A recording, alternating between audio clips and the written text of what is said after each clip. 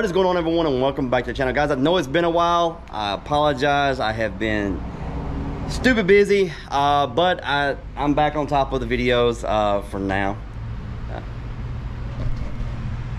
What? You know how it is.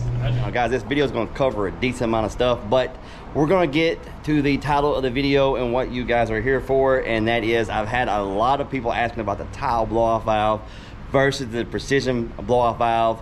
Now, I've heard videos of other precisions that do not seem to be as loud as my precision is.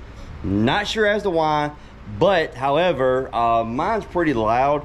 So I'm going to show you a customer's TIAL blow-off valve. So what I did in this video, guys, is I revved the vehicle up to the point where it was kind of about 2,000-3,000, kind of point where it was kind of just letting the air out. You can get a really good sound of how it sounds, and then I free revved it to let it blow off on both vehicles. So we'll get to those clips right here.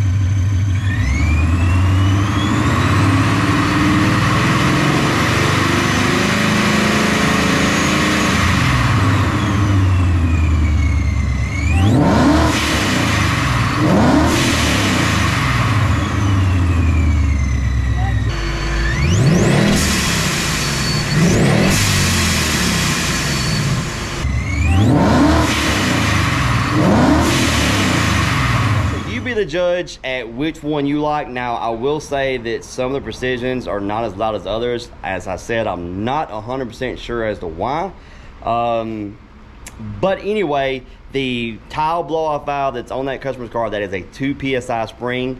We are a dealer for TIAL, so if you're interested, let us know. If you hit us up for a ESS kit and you want to do the TIAL, I'll discuss that with you then.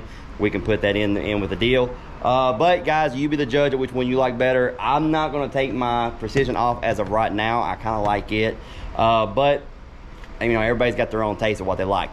Anyhow, now that that's done, let's talk about what we've done to the car.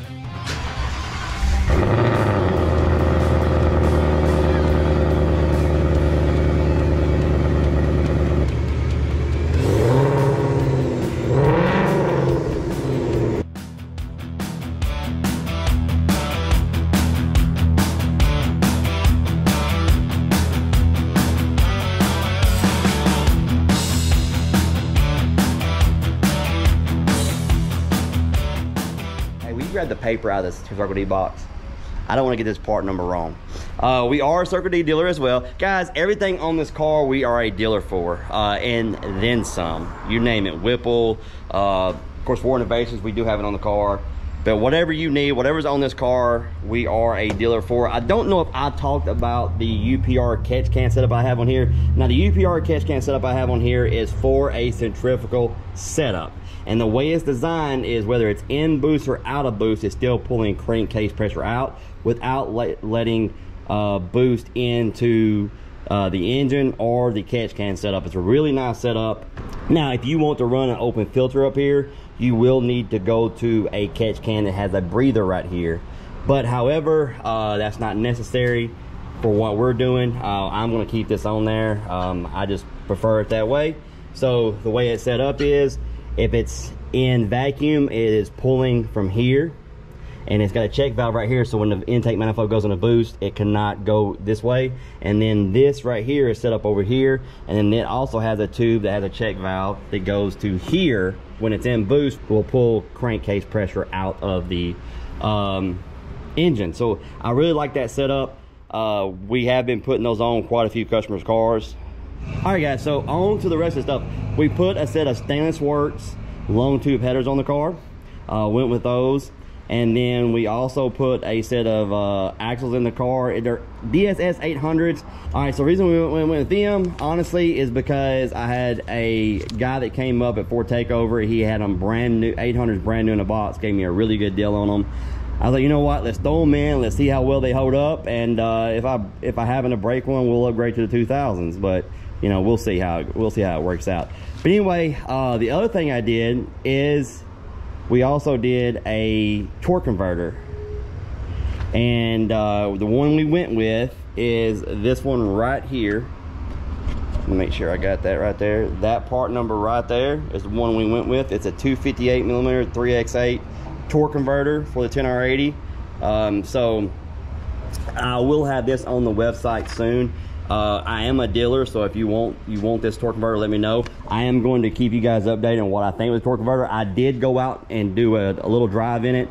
I had to go out and if you've ever put fluid in 10R80, you have to put it up to a certain mark on the dipstick. Then you have to drive it, get the trans up to temp. Then you got to pull it back in and top it off. So I did a little driving around, light driving, of course, to get the temperature up, to check the fluid level again. And I like it. It's not something that's crazy. We're headed to Bowling Green. I had to get some trailer tires. I noticed two of my trailer tires I didn't really trust to go 2.5 hour trip up and a 2.5 hour trip back. So we got those waiting on those to get mounted real quick. And then we'll get those on, get the car loaded up, and we'll be heading to Bowling Green. I don't know what it's going to run. That's why I kind of want to leave the 120 pulley on there. I'm taking all my pulleys with me. Depends on what it does in testing on the 120. I might go ahead and just leave it on the 120 and run it out and enjoy the weekend. And then, of course, we got to do a lot more testing in this thing. Just stay with me. Be patient. The reason we haven't had a lot of drag strip videos is because I've been busy. I haven't been able to get back up to Bowling Green. And as well, the Jackson track, their timing system messed up, and all they've been doing is no prep, and no prep. And so I could put the draggy on and go out there. I'm not a fan of no prep without having my suspension right. No prep is something you gotta have suspension for. Prep, I can run, as long as the prep's really good, I can run stock suspension for the most part and be fine. But on no prep, you have to have the right tire and you have to have the right suspension. Anyway, guys, that's going to do it for this video. I hope you guys enjoyed. If you did, please hit that like button, subscribe if you haven't, and we're going to get this thing loaded up and get to the drag strip.